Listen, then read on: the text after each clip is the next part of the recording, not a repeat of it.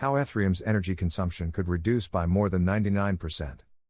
Bitcoin absorbs almost the majority of the enthusiasm and derision directed at cryptocurrencies, keeping Ethereum, its younger and smaller companion, in the background. Ethereum, on the other hand, is far from insignificant. Its market valuation was around $10 billion at the time of publication, and it has a similarly massive energy impact. So let's see how Ethereum's energy consumption could reduce by more than 99%. Hey guys, what's up? Welcome back to Success Tank. Before we start, I would want you to hit that red subscribe button so that you never miss out on any of our videos. Also comment I subscribed, and we will personally respond to each of your comments. Ethereum mining uses a quarter to half the energy that Bitcoin mining does, yet it still consumes nearly the same amount of energy as Iceland during most of 2018.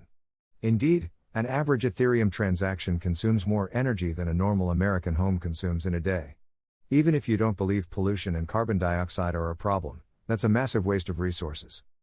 This stuff is displacing actual consumers, actual people's demand for electricity, says Vitalik Buterin, a 24-year-old Russian-Canadian computer scientist who founded Ethereum at the age of 18. In 2019, Buterin intended to begin undoing his brainchild's energy waste. This year, Buterin, the Ethereum Foundation he co-founded, and the larger open-source community promoting the cryptocurrency all aim to put a long-promised revamp of Ethereum's code to the test. If these developers are correct, Ethereum's new code will be able to process transactions using just 1% of the energy used today by the end of 2021. According to Zaki Manian, who is advising the cryptocurrency startup Cosmos, Ethereum's attempted revival will be one of the year's most exciting technologies to follow. According to Manian, the Ethereum development process requires various coders and organizations to work collaboratively in the open, agree on specs, invent all of the technology needed to execute them, and make them operate flawlessly together. According to Manian, it is by far the most technically ambitious open community project that has ever been tried. Ethereum, like Bitcoin, is based on a blockchain, which is a community-maintained digital log of transactions. It's termed a blockchain because new transactions are placed onto the end of a chain of old blocks that detail all previous transactions. Buterin created Ethereum to do more than just keep a secure ledger without the need for a central authority. Ethereum, he envisioned, would become a global computer that is decentralized, open to everybody, and almost resistant to outages, censorship, and fraud. The Ethereum blockchain's capacity to store data, facilitate choices, and automate the allocation of wealth is what gives it such promise. Smart contracts, programs created by users or developers in Ethereum's coding language, are used to manage these activities. Smart contracts have clear business uses, but the long-term goal is for apps created with them to make Ethereum the ideal cloud computing platform. Ethereum's present reality contradicts its lofty ambition. Even Buterin believes that Ethereum consumes more resources than it yields in social benefits, even though it runs some multi-million-dollar apps. The issue is all of the mining.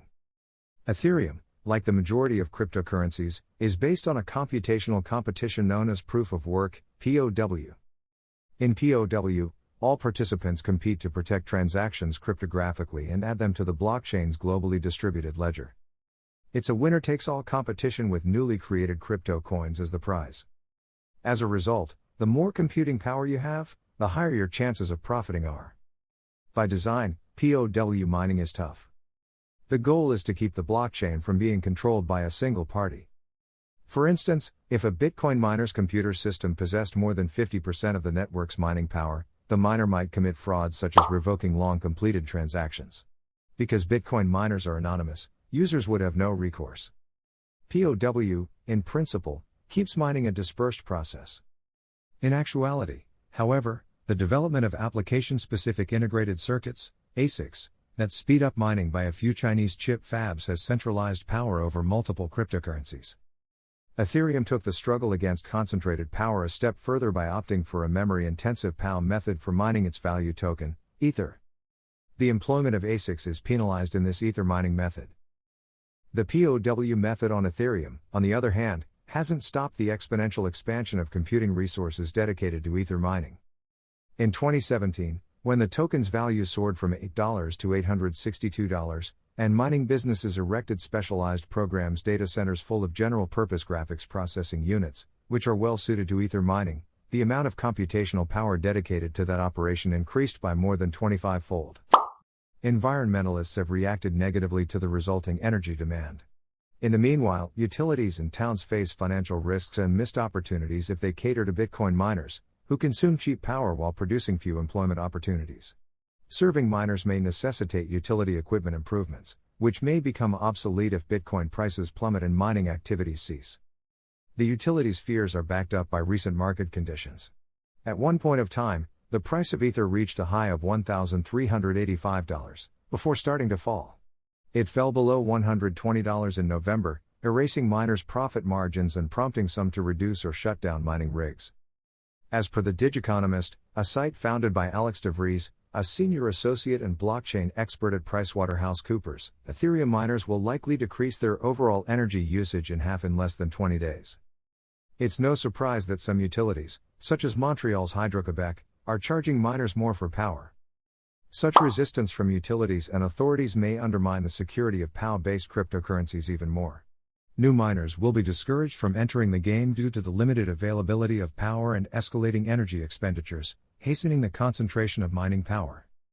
The likelihood of collaboration and fraud grows as it concentrates. Ethereum is a rising cryptocurrency as time progresses. However, this may even be better in comparison to Bitcoin, as its owner is also focused on saving energy, keeping his cryptocurrency both progressive and efficient, and also keeping the miners and the environmentalists happy. There are many ways to lower energy consumption, but the Ethereum engineers are taking a slow but noticeable path. This brings us to the end of our video. I hope you enjoyed it. Hit like if you did, and don't forget to subscribe to our channel so that you don't miss any of our videos in the future. Also, watch the 2 videos that are on your screen because I'm sure you'll love them.